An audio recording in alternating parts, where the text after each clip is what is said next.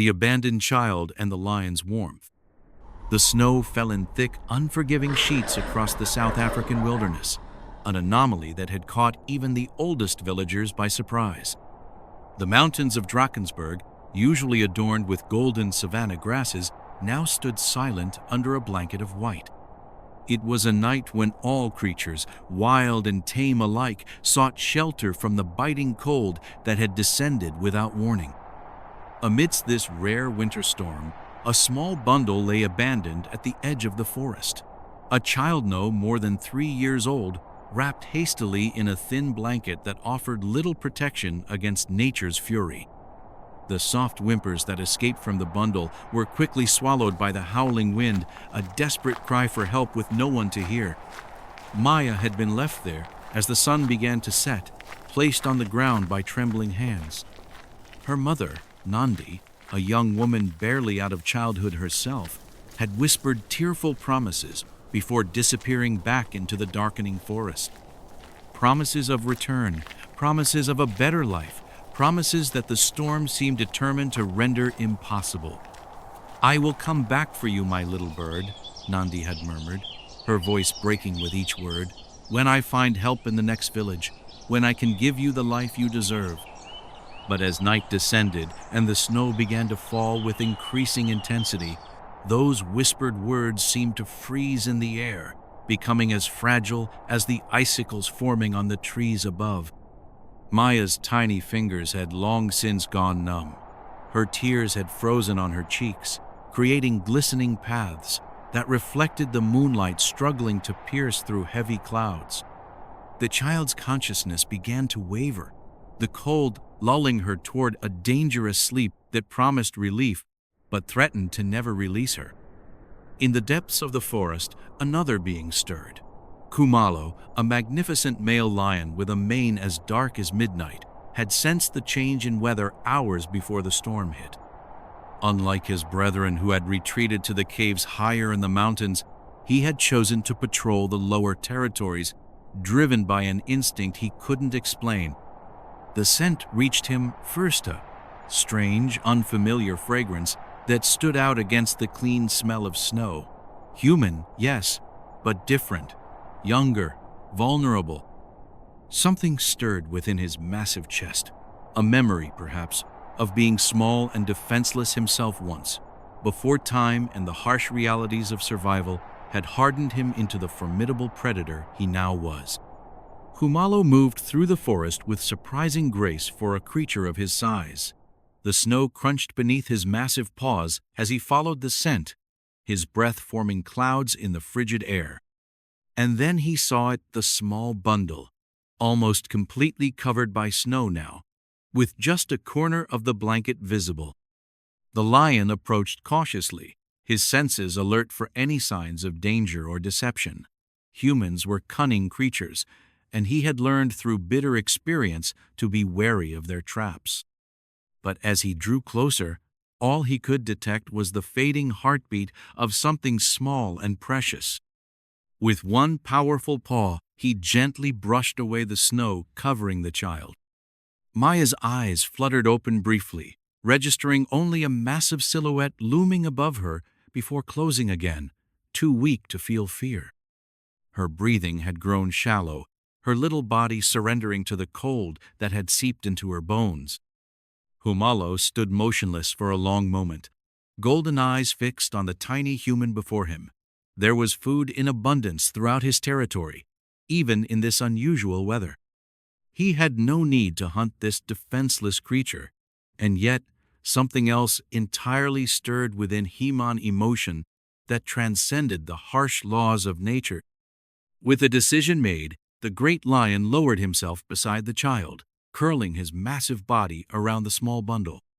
His thick mane and warm fur created an instant barrier against the biting wind, and the heat from his body began to seep through the thin blanket wrapped around Maya. Through the night, as the storm raged with undiminished fury, Khumalo remained vigilant. When Maya whimpered in her sleep, he gently nudged her with his nose, a gesture so delicate it seemed impossible from a creature capable of bringing down a buffalo with a single powerful bite. When snow threatened to accumulate around them, he shifted his position, always ensuring that the child remained protected. Hours passed this way, in a silence broken only by the child's gradually strengthening breaths and the lion's occasional soft rumbles. The stars, hidden behind storm clouds, continued their eternal dance across the sky, unaware of the miracle unfolding below a fragile truce between two species that had evolved to fear each other. As dawn approached, the snowfall finally began to ease. The first tentative rays of sunlight pierced the clouds, casting a golden glow across the transformed landscape. In the nearby village of Taba, the elders were organizing search parties. The strange weather had caused concern for those who might have been caught unawares, and teams of men were preparing to venture into the forest. Sifo, a seasoned tracker whose knowledge of the land was unmatched, led the first group. They had barely entered the tree line when one of the younger men pointed with a trembling finger toward a clearing just ahead. "Bubesi," he whispered, the Zulu word for lion escaping his lips in a fearful hush.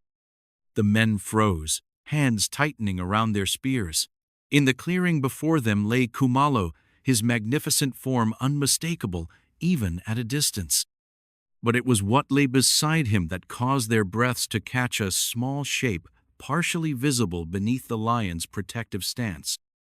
"A child," Sifo breathed, his aged eyes widening in disbelief. "The lion. It guards a child." The men watched in stunned silence as the great cat raised his head, golden eyes meeting theirs without aggression. For a long moment, nothing moved. Then, with deliberate slowness, Khumalo rose to his feet. He gave the still sleeping child a gentle nudge with his nose, as if ensuring she was warm enough, before backing away several paces. The message was clear: he was neither surrendering his vigil nor prohibiting their approach. He was allowing them to help. Sifo stepped forward first, his weathered hand raised in a gesture of peace toward the lion. "Thank you, Great One," he murmured in Zulu, words meant for the ears of the spirits and the magnificent creature that stood watching them with regal dignity. Two of the younger men approached the child, lifting her carefully. Maya stirred, her eyes opening to the unfamiliar faces above her. Her first reaction was not to cry out for her absent mother, but to turn her head, searching for something or someone else. Her gaze found Khumalo, still standing at the edge of the clearing, his mane catching the early morning light like a crown of fire. For a brief moment, their eyes met the innocent wonder of a child and the ancient wisdom of a wild soul. Then, with a flick of his tail and a soft rumble that seemed to resonate through the forest itself, the lion turned and disappeared among the trees. Back in the village, as Maya was wrapped in warm blankets and given sweet, hot tea, the story began to spread. The elders nodded knowingly, speaking in hushed tones of the spirits that sometimes took animal form to protect the innocent. The younger generations marveled at the miracle, a tale that defied everything they thought they knew about the natural world. "Her name is Maya," Sifo declared when the child finally spoke, her voice small but steady as she described the big cat that had kept her warm. "It means miracle in many tongues, and surely she is one." As days passed and the snow melted, revealing the familiar landscape once more, search parties found no trace of the mother who had abandoned her child to the forest. Whether Nandi had succumbed to the storm or simply could not find her way back remained a mystery. Maya was taken in by Sifo's daughter, a kind woman whose own children had grown and left the village. The child thrived under her care, growing strong and curious about the world around her. But she never forgot the warmth that had saved her on that cold night, the impossible kindness of a wild heart that had chosen compassion over nature's cruel efficiency. In the years that followed, villagers often reported glimpses of a magnificent male lion on the ridges overlooking Taba. He never approached the livestock, never threatened the people. He simply watched, a silent guardian whose presence became so familiar that mothers would point him out to their children and say, "There stands Khumalo, the lion who remembered what it was to be small. As for Maya, she developed a special connection with the natural world that the elders attributed to her miraculous survival. When she reached her 10th year, she began accompanying Sifo on his tracking expeditions, learning the ancient wisdom that allowed humans to coexist with the wild creatures who shared their land. And sometimes when the moon was full and the night air carried a hint of cold that reminded her of that fateful storm, Maya would slip away to the edge of the village. There, perched on a rock overlooking the forest, she would sing soft-line melodies with no words, but filled with gratitude and love.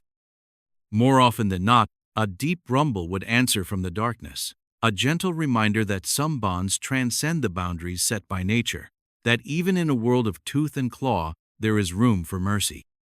That warmth, freely given in the coldest night, can ignite a light that neither time nor distance can extinguish. For in the heart of the wild, as in the heart of humanity, lies the capacity for compassion that defies explanation, the inexplicable moment when instinct bows to something greater and enemies become protectors in the face of innocence and need. And so the legend grew, passed from one generation to the next, of the abandoned child and the lion who kept her warm on the coldest night South Africa had ever known, a reminder that even in our darkest hours, hope can come from the most unexpected places, wrapped in fur and crowned with a mane as magnificent as the rising sun.